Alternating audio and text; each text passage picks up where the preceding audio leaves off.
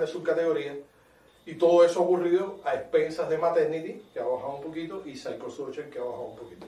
¿Ok? O sea, el Safe Infection Control es grande, es importante, y máxime con lo del COVID, o sea, estamos a ¿ok? Safe Infection Control es mucho más que los gérmenes y las precauciones. Mucha gente piensa que es eso solamente, y no es así. Lo primero que tenemos que tener para hacer Safe Infection Control es estudiar de manera organizada. Como su nombre lo indica, es Safety and Infection Control. Por tanto, son dos temas diferentes. Hoy vamos a tocar el tema de safety, de seguridad. ¿Seguridad dónde? Seguridad en el hogar, seguridad dentro de un setting de salud. O sea, puede ser un nursing home, puede ser un hospital, cualquier setting que sea profesional. Por supuesto, la casa también. Y cuando digo la casa, la extensión de los autos, tráfico, o sea, la seguridad de los pacientes en disímiles environments. ¿Okay? ¿Qué cosa es un restraint? Vamos a hablar del restraint, tópico sumamente importante en el examen. ¿Quién no está de acuerdo que el restraint no es un tema importante en el examen? ¿Verdad? Recordar que el restraint, ¿por qué a los enfermeros, enfermeras y al ENCLE en general no le gustan los restraints? Porque lucha contra qué. ¿La demanda? No, sí. No, estamos de acuerdo, pero no tan así. No lo cojan con esa cosa. Recuerden que rompe completamente el primer principio ético de la enfermería, que es la autonomía. Muy bien. ¿Cuáles son los componentes legales de la autonomía, hermano? La autonomía se divide en... Para que haya autonomía tiene que haber... No, la beneficencia es otro. Para que haya autonomía tiene que haber competencia. Para que un paciente sea autónomo, lo primero que debe tener un paciente es ser competente. Pero recuerda que autonomía todos somos autónomos. ¿Los niños, los infantes y los newborns son autónomos? No. Sí. Todo el mundo disfruta de la autonomía. Lo que pasa es que los menores de edad no son competentes. Por tanto, todos somos autónomos, pero no todos somos competentes. La autonomía en el ENCLA es el derecho constitucional, el derecho que le da la Constitución del país para tomar decisiones sobre tu cuidado de salud. Y la competencia es ese mismo concepto, pero para los mayores de 18 años. ¿Por qué? Porque tú no puedes hacer con un niño lo que a ti te dé la gana. El niño disfruta también de la autonomía en el examen. Lo que pasa es que no es competente porque quien es competente son sus padres. O el guardian o el surrogated o quien tenga la autoridad sobre él. Porque tampoco quiero poner que sean los padres. O sea, el guardian, como se llama en ¿No puede estar casado también? ¿Cómo? No, pero eso es otra cosa. Esos son los menores ya emancipados. ¿Ok? Por tanto, todos los seres humanos, todas las personas, incluyendo los niños, son autónomos. Lo que todos no son competentes. Por tanto, para que en el examen se haga uso de la autonomía, tiene que haber competencia y confidencialidad. Esos son los dos elementos que aseguran en el examen que una persona sea autónoma. Porque al ser competente tú puedes tomar decisiones informadas. ¿Cuál es la base de la autonomía en el examen? Es el informed consent, el consentimiento informado.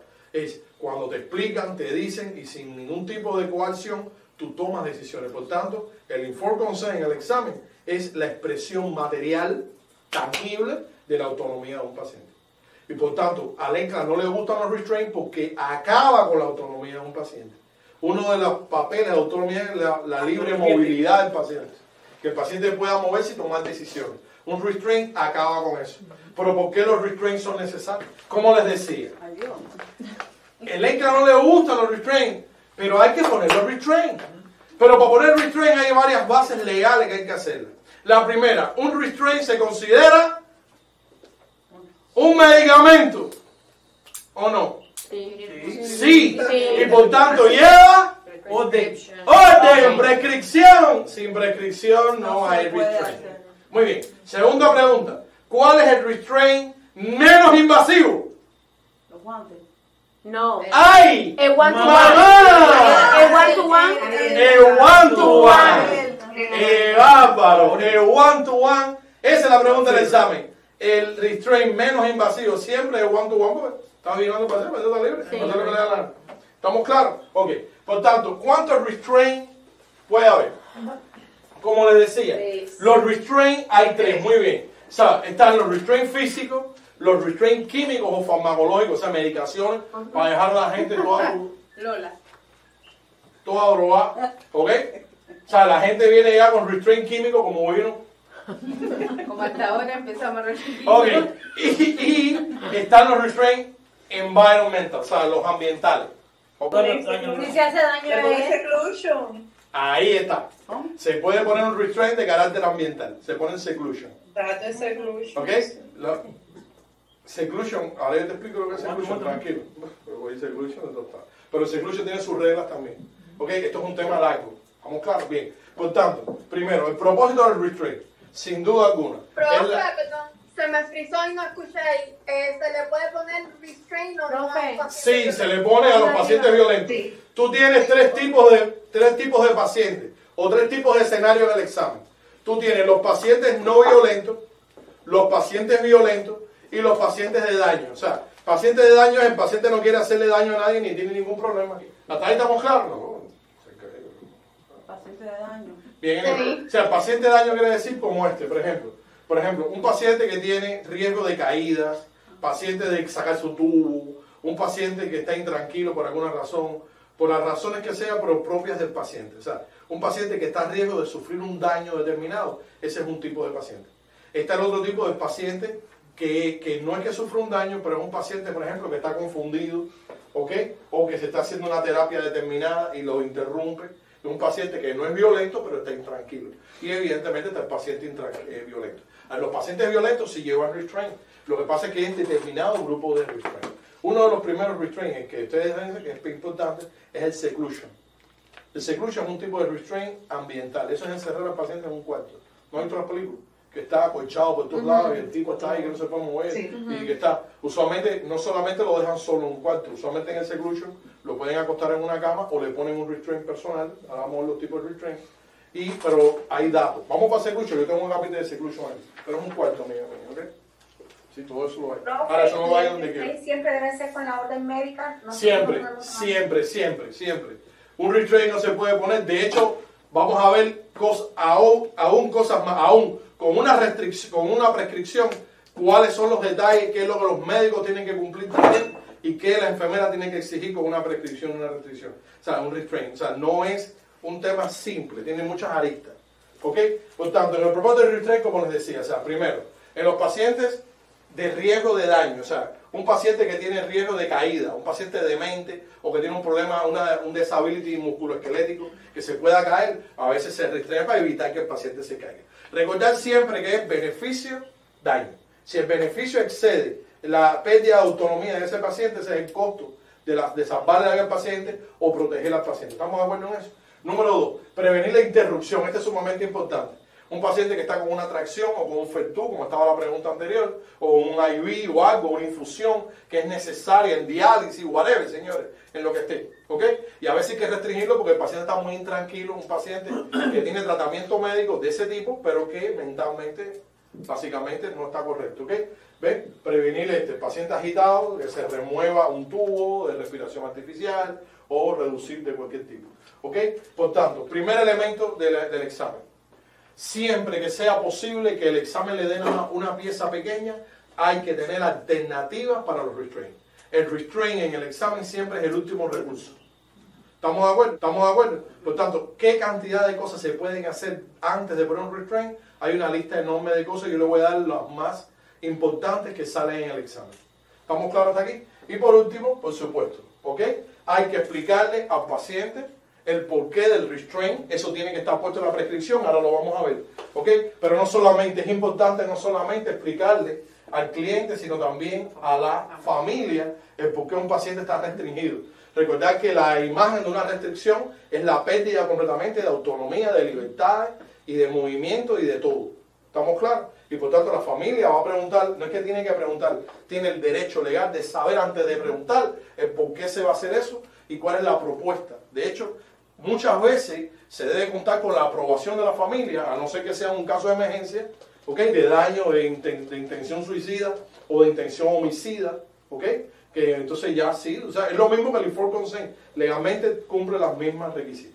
Por tanto, de ello, ¿ves? hay sencillamente restricciones legales al uso de los restraints, tanto en el examen como en la vida real. Primer punto, como les dije, se necesita una prescripción escrita. ¿Ok? La prescripción verbal puede ser dada, recuerden que sí, pero hay que cumplir ciertos objetivos, siempre unas cosas. Un médico puede llamar por teléfono o pueden llamarlo por un problema de emergencia y sí. Recuerden que las prescripciones pueden ser verbales, los informed consent pueden ser tomados verbalmente también, pero existe algo. Primero, hay que documentarlo, el por qué se tomó verbal y no de otra manera. ¿Por qué la prescripción tuvo que ser verbal en el momento? Por tanto, se explica dentro del examen y en la vida real las condiciones, el ambiente que hubo, el escenario, el por qué tuvo que ser así. Una vez que se pone así, tiene que también tener un testigo, la enfermera que va a hacer el restraint. Tiene que hacerlo con otro. Y número 3, eso tiene 72 horas para ponerlo por escrito. Esa es la ley. ¿Estamos de acuerdo? O sea que esas son las 3 cosas que significan que se puede tomar una prescripción verbal. ¿Ok? Ahora, ¿qué debe incluir la prescripción? ¿Todas las prescripciones dentro del examen de restraint son válidas? La respuesta es no. Tienen que tener ciertas características. ¿Se acuerdan cuáles eran los criterios de validez de un informed consent? ¿Quién se acuerda de eso? Un informed consent está firmado, ¿verdad? Tuvo testigo, todo lo que ustedes quieran, todo lo que la sounditis produce, o sea, todo lo que la inflamación del sounders que ustedes tienen. ¿Estamos de acuerdo? ¿Ok? O sea, dejen el sounder, tremendo libro de referencia, pero yo creo que tienen que ir un poco más allá. ¿Ok? Por tanto, los criterios para que un informed consent sea válido son los siguientes. Tiene que estar dentro del informed consent, tiene que haber beneficios del procedimiento en cuestión, riesgos del procedimiento en cuestión. Recuerden, los riesgos están implícitos de hacerse las cosas y los riesgos explícitos. O sea, los que no hacerse las cosas tienen que estar escritos. Tienen que estar también las alternativas que se le ofrecieron al paciente, si el paciente rehúsa hacerse el procedimiento en cuestión. El lenguaje tiene que estar escrito en el lenguaje del paciente. No tiene ningún sentido que a un paciente que es chino y no sepa inglés le den un informed consent en inglés. Tienen que dárselo en chino y tienen que hacer una traducción al detalle de eso, y un intérprete o evaluador tiene que firmar diciendo esto es una copia oficial de esta traducción. ¿Ok? Y por último, la especificidad. El informed consent no es una patente de curso. No es que tú coges el informed consent y dices ¡ah! Ahora va el tubo rental. No, a relajarse. Te di el permiso para el dedito en la boca. ¿Ok? No, eso es importante. Por tanto, recordar en el examen, siempre que haya un evento invasivo, siempre lleva un informed consent. Y en las preguntas de prioridad, o de inicio, o de los next, o inmediato, lo primero que se pone, si está presente, siempre recordarle a los alumnos, informed consent. No olviden la parte psicosocial y la parte administrativa de un problema. Porque todo el mundo no, el medicamento, no, la administración, no, la alergia, no, y el informed consent que volar. ¿Estamos de acuerdo en eso? Bueno, lo mismo pasa en una prescripción de restraint. En una prescripción de restraint no es lo que yo quiera hacer. Es una fíjate que se lo puse en negrita con toda la intención del mundo. ¿Ok? En este caso es el tipo de restraint. Es químico, es farmacológico, ¿verdad que sí? Es mecánico, es ambiental. ¿Qué tipo de restraint es? La razón es en el tipo de restraint, señores, se puede poner a veces hasta el subtipo que hay. Porque en ambiental es one-to-one o es seclusion, ¿qué cosa es? Cuando digo tipo es todo el detalle que se pueda dar en clasificaciones o subclasificaciones. Las razones por el restraint, o sea, ¿por qué el médico debe ordenar eso? ¿Cuál es el problema? ¿Cuál es la intención? ¿Ok? Número tal, esto es sumamente importante. El tiempo delimitado de uso no es eterno. El restraint no es que no, el restraint es hasta que yo me acuerde. Cojo eso y se me olvidó la llave. Te tiré el seglution ahí y dale candela. ¿Verdad que sí? Y por último, ¿verdad? ¿Sabes? Si es PRN, ¿verdad? O sea, si es lo que se necesite también. Y por supuesto, ok, discúlpame, estoy leyendo mal. Ok, y que decirle que las prescripciones de PRN, ¿sabes? No, cuando se necesite, están prohibidas en el examen y en la vida real. Ningún médico puede poner una prescripción de restraint PRN. O sea, hasta cuando tú lo necesites. Cuando tú lo necesites, ¿quién? Si el criterio de restraint lo doy yo. Si yo soy el médico y yo lo doy, ¿cómo tú le vas a pasar la bola a un enfermero decir, no, cuando tú necesites poner el restraint, ¿según quién? ¿Estamos de acuerdo? Dígame, una pregunta, ¿alguien me iba a hacer una pregunta ahí? Pregunta, ¿alguien habló? ¿Cuántas Fui yo, horas? pero me equivoqué porque estaba ahí escrito, sorry. Ah, PRN es lo que tú necesites. As needed, sí, as needed. As needed. Pero as needed, ¿Cuántas dime. horas tú lo puedes poner en restraint? ¿Cómo? ¿Máximo hasta cuándo? Ahora. Eso depende del tipo de restraint que sea. Ah, ok. ¿Ok? ¿Hasta ahí estamos claros? ¿Ok? Por ejemplo, si ustedes pueden ver aquí, le estoy dando tiempo, que me estaban diciendo. Por ejemplo, exacto, o sea, nunca un restraint puede ponerse más de 2 horas sin monitoreo, no importa el que sea. O sea, esa es la primera pregunta del examen y esa es la respuesta. O sea, máximo es 2 horas del restraint. ¿Ok? Cuando a las 2 horas tú tienes que reevaluar el restraint. O sea, o lo quitas o lo dejas y vuelves a hacer un ponqué. ¿Ya me entienden? Se hace una documentación nueva a partir de eso, ¿verdad? Por tanto, ¿ok? Eso es lo que es normalmente. Ahora, también hay algo. No todos los estados tienen la misma, o sea, no hay una comunión de ideas en cuanto a esto. Pero, básicamente, esa sería más o menos la idea, tú sabes, más o menos como promedio. ¿Ok? Ahora, algo que es sumamente importante, como yo le había puesto aquí, ¿verdad? O sea, que, aunque el restraint sea de 2 horas, y usted no vaya a monitorear al paciente, también hay que tener en cuenta las condiciones del paciente. Ahora, por ejemplo, si ustedes se dan cuenta, el estatus neurovascular o la integridad de la piel, fíjense que hay que chequearla cada 30 minutos. ¿Estamos claros? Porque tú no sabes un paciente, que usualmente si se puso restraint, un paciente violento, el paciente va a intentar zafarse. Y a lo mejor tiene una herida, ¿ok?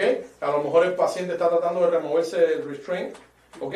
Y por tanto, usualmente el acceso al pulso del paciente, todo el compromiso, no va a ser que haga un compartment syndrome, el tipo apretado ahí cuando viene pierde el brazo o la pierna, ¿ok? Por tanto, lo máximo, señores, al menos se evalúa, como les dije, y se puede remover o dejar cada 2 horas. Ok, a las 2 horas usted se da cuenta, o el médico, usted documenta de que el paciente todavía necesita restraint, necesita una nueva prescripción del doctor, con una nueva explicación y una documentación nueva. ¿Estamos claros hasta aquí? Ok, fíjense, los tiempos son importantes. Vuelvo y repito, en una prescripción tiene que incluir el tipo de restricción que se va a poner. Sí, el tipo. La razón es por qué debe hacerse. Tiene que ser documentada bien. Y por supuesto el periodo límite en el cual se va a usar. Y la orden debe ser en el examen hasta 2 horas. ¿Ok? A las 2 horas se reevalúa nuevamente. Y si se necesita nuevamente hay que volver a hacer algo nuevo. Empezamos como de la 1.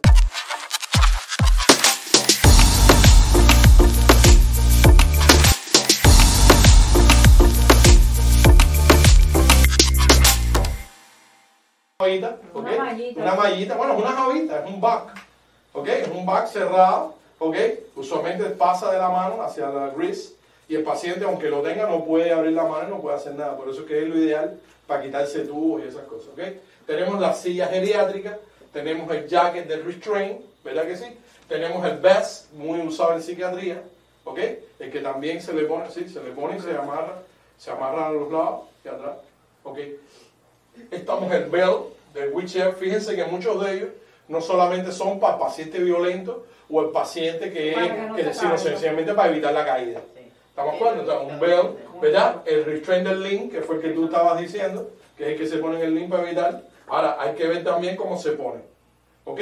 Por tanto, estos son los diferentes tipos, pero yo quería pasar esta imagen para que ustedes vieran que estos son los detalles que el ENCLA quiere. Entonces, son los criterios que hay que cumplir, los protocolos, la base de cumplir un restraint cuando el paciente está, por ejemplo, en una camilla o una partes móviles. Cuando el paciente está en un lugar donde hay partes móviles, siempre recordar algo que es importante. Por ejemplo, cuando se pone, por ejemplo, una camilla como esta, ustedes pueden ver algo, ¿verdad? La cabeza tiene que estar elevada en semifold, ¿ok? Al menos en 30 grados, primero. Cuando se restrain, tiene que haber 4 puntos de restraint, no son 3. ¿Estamos claros? Son 4 puntos. Ahora, si ustedes se dan cuenta, en los miembros superiores, un miembro superior debe estar restringido hacia arriba y el otro hacia abajo. ¿Ok? Los dos no son abajo, los dos no son arriba, sino uno arriba y el otro abajo. Eso es un detalle sumamente importante. Mira, para acomodar la hora. Que te queda la cantidad de cosas que hay que hacer, ¿verdad? ¿Ok? Por tanto, el paciente supine, ¿verdad? Hay que tener mucho cuidado, señores, también con los rails. Cuando se pone, recordar, por ejemplo, que cuando se aprieta, se tiene que apretar en los lugares no móviles. Porque si tú lo pones aquí y eso se baja y se sube, el paciente ya pierde la inmovilidad que posiblemente, pero también puede tener peligro para subir. ¿Verdad que sí? 4 puntos, la cabeza elevada, un brazo arriba y uno abajo. No vayan a olvidar eso. ¿Y por qué? Para permitirle cierta autonomía dentro del restraint. Ay. Pero aparte de eso es por la comodidad también de la Circulación. vascularidad, la circulación. Así mismo. La circulación. ¿Estamos claros? Porque lo pones aquí abajo y tienes todos los músculos hacia arriba. O sea, pones uno aquí para que la circulación se haga. ¿Que él tiene que, nos tiene que dar? Sí, sí, tiene que. Recuerda que aquí las prescripciones son electrónicas casi ya. So, cada 2 horas. Cada 2 horas hay que hacer una evaluación nueva. Porque, ¿qué pasaría si hay que removerla? Tienes una prescripción de remoción también. O sea, hay que ponerle el paciente tiene que dar la orden. El doctor da la orden de la remoción. Tú no puedes quitar un restraint, tú lo evalúas. Eso es importante también. Como mismo se pone, como mismo se quita. O sea, no es que tú ahora cogiste y tú dices a las 2 horas, doctor, recuerden algo que es importante. La vida real no tiene nada que ver con el examen, vuelvo y repito. O sea, por favor, no, porque en el hospital mío quitan el restraint porque el doctor llamaron. Sí, no, la vida real es relajo andante. Pero en la vida real, en el examen, cuando tú evalúas, tú das tus recomendaciones. Recuerde que los médicos trabajan por evaluaciones. Tú llamas al doctor y le dices, doctor, ya chequeé al paciente a las 2 horas. Y el paciente sigue intranquilo, no tiene ningún problema vascular, todo está correcto y él sigue con las mismas cosas. Un ejemplo. Bueno, tienes que documentarla. Se le habló con el doctor y se le pidió bla, bla, bla, bla. Entonces el doctor hace una nueva prescripción y el doctor la prescripción nueva tiene que volver. Se reevaluó al paciente, se le dijo, ¿no te acuerdas? Que tienes que explicar la razón del restraint. Entonces tú tienes que explicar qué pasaría si la razón cambió, pero el restraint hay que mantenerlo o hay que modificar ese restraint. Y hay que cambiar el restraint. Porque tú puedes poner a un paciente, por ejemplo, está lo que se llama es que no trabajaron en psicosocial nunca. Está lo que se llama la desescalación. Un paciente puede estar ¡ah! Y lo metes en el seclucho. Y a las 2 horas el tipo se tranquilizó. Pero entonces lo vas a pasar a one to one. No necesitarías una nueva prescripción con una nueva razón, con una nueva forma, porque hiciste una modificación de ese restraint. Bueno, eso sirve también para la remoción. Por tanto, como mismo entró, como mismo sale. Estoy hablando del examen. No estoy hablando de la vida real, la gente hace lo que le da la gana. Y a veces por teléfono, sí, quita, se lo da, ¿ok? Pero usualmente tienen que documentar.